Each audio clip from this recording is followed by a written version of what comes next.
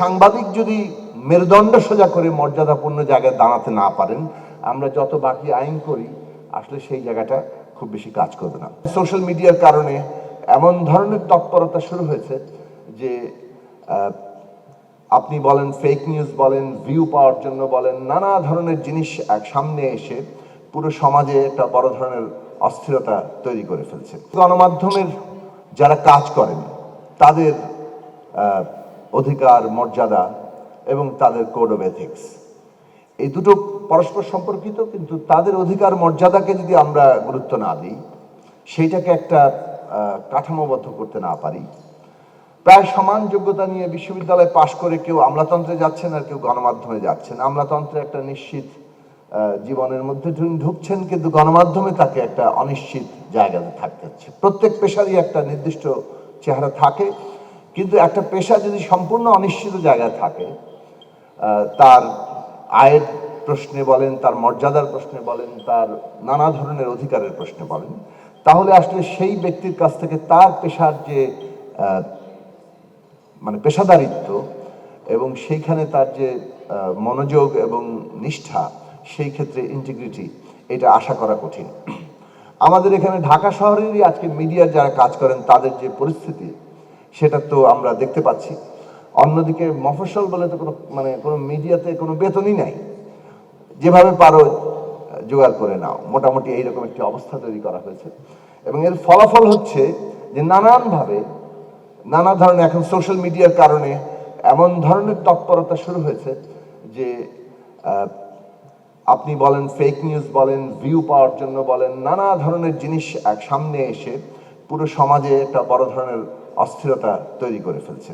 সামাজিক সমস্ত নিয়ম শৃঙ্খলা নিশ্চয়ই বদল দরকার।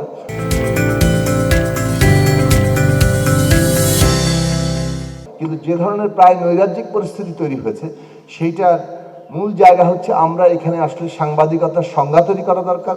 সাংবাদিকতা কারা আসলে যুক্ত হচ্ছেন সেটার এনলিস্টমেন্ট দরকার, রেজিস্ট্রেশন দরকার, এবং তাদের যেমন নিজেদের আর্থিক নিশ্চয়তা দরকার মর্যাদাপূর্ণ জীবনের, তেমনি আবার তাদের কোড অফ এথিক্স থাকা দরকার।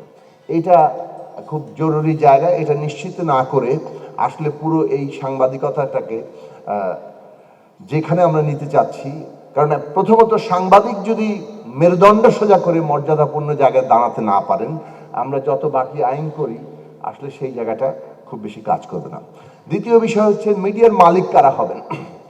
একক মালিকানায় অনেকগুলো মিডিয়া আছে, এটা তো আছেই, কিন্তু একক মালিকানায় কি কোনো মিডিয়ার থাকা উচিত কিনা এই প্রশ্নটা তোলা দরকার। মিডিয়া একটা সামাজিক দায়বদ্ধ প্রতিষ্ঠান, এবং এই প্রতিষ্ঠান কেবল ব্যবসার জায়গায় থাকলে, মালিকদের কর্তৃত্বে থাকলে, পুঁজির কর্তৃত্বে থাকবে, কেননা পুঁজি চালাচ্ছে, কিন্তু সেটার মধ্যে কতটা জবাবদিহির জায়গা আনা যায়। আমাদের দিক থেকে আমরা প্রস্তাব করেছিলাম যে মিডিয়া মালিকানায় একটা মিডিয়ার মালিকের একজন মালিক কত পার্সেন্ট মালিকানা সর্বোচ্চ পেতে পারেন, এইটা জায়গাটাতে পরিবর্তন আনা দরকার, যাতে করে এই প্রতিষ্ঠানের যে একক কোনো গোষ্ঠী স্বার্থ মিডিয়ার মধ্যে দিয়ে যেভাবে খুব নগ্নভাবে আমাদের দেশের প্রধান, সেটা টেলিভিশন মিডিয়া হোক কিংবা প্রিন্ট মিডিয়া হোক, সেটার মধ্যে দিয়ে প্রকাশিত হচ্ছে, সেটা খুবই নগ্নভাবে হচ্ছে, এবং দুই পক্ষের ধাক্কাধাক্কি আমরা দেখতে পাচ্ছি। তো সেইটা বন্ধ করতে গেলে মিডিয়ার মালিকানার কাঠামোর মধ্যে পরিবর্তন আনা দরকার। তারপরে হচ্ছে যে লাইসেন্স কিভাবে দিবে। সব ক্ষেত্রে লাইসেন্সের যেমন দলবাজি, দলীয়করণ আছে, মিডিয়ার লাইসেন্সের ক্ষেত্রেও দলবাজি, দলীয়করণ বরং অন্যান্য ক্ষেত্রের চেয়ে আরো অনেক বেশি। এখন এইখানে এই দলীয়কৃত মিডিয়াগুলো যদি এভাবেই কাজ করতে থাকে, তাহলে ক্ষমতা যখন থাকবে ক্ষমতাসীনের অনুসরণ করা, ক্ষমতা বদলে গেলে নতুন ক্ষমতাসীনদের অনুসরণ করা, এইটাই চলতে থাকবে।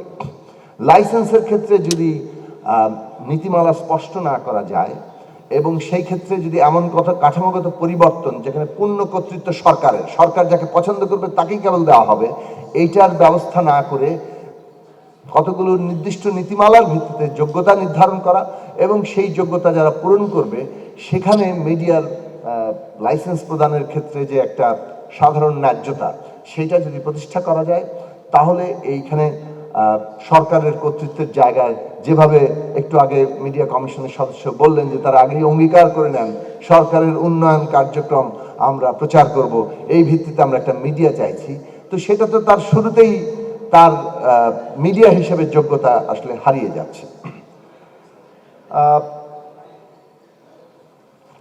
এখানে অনেকগুলো কথা তোলা হয়েছে, যে কথাগুলোর সাথে আসলে আলাদা করে দ্বিমত পোষণ করার কোনো জায়গা নেই। আমরা মোটামুটি মনে করি যে এই তিনটা বিষয় যদি একটা কাঠামোতে আনা যায় তাহলে মিডিয়ার ক্ষেত্রে গুণগত পরিবর্তন হয়তোবা আসবে। আবারও আমরা এইটা বলতে চাই যে বাংলাদেশের মতো রাষ্ট্র ব্যবস্থা, যেটা একটা বিকাশমান গণতান্ত্রিক ব্যবস্থা, এই ব্যবস্থায় এবং বাংলাদেশের স্পেসিফিক ক্ষেত্রে একটা ফ্যাসিস্ট ব্যবস্থা থেকে, কর্তৃত্ববাদী ব্যবস্থা থেকে আমরা গণতান্ত্রিক ব্যবস্থায় উত্তরিত হতে চাচ্ছি। সেইখানে মিডিয়া কে একটা স্বাধীনভাবে ভূমিকা পালন করতে হবে। অবশ্যই তাদের নিজেদের কোড অফ এথিক্স থাকতে হবে, যে কোড অফ এথিক্সের মধ্য দিয়ে মিডিয়া চলবে, সেই জায়গা নিশ্চিত করা দরকার। কেননা ওইটা আসলে আমাদের এই মানে জাতীয় পুনর্গঠনের গুরুত্বপূর্ণ একটা অংশ হবে। কারণ আমরা অনেক অঙ্গীকার করি, কিন্তু বাস্তব ক্ষমতা যখন কেন্দ্রীভূত হয় তখন সেই অঙ্গীকারের সাথে সাদৃশ্য থাকে না, সামঞ্জস্য থাকে না। মিডিয়ার কাজ হচ্ছে সেই জায়গায় বারবার জবাবদিহির প্রশ্নটা সবার সামনে নিয়ে আসা, এবং সেইখানে মিডিয়াকে শক্তিশালী না করে বাংলাদেশের গণতান্ত্রিক পুনর্গঠন হবে না। ফলে আমাদের ভবিষ্যৎ অঙ্গীকার আমরা আমাদের দল থেকে, আমাদের জোট থেকে যা করছি সেটা হচ্ছে একটা স্বাধীন গণমাধ্যম ব্যবস্থা করে তোলা, যে গণমাধ্যম ব্যবস্থা আমাদের দেশের সকল কাজকেই জবাবদিহির আওতায় আনতে পারবে। আপনাদের সবাইকে ধন্যবাদ।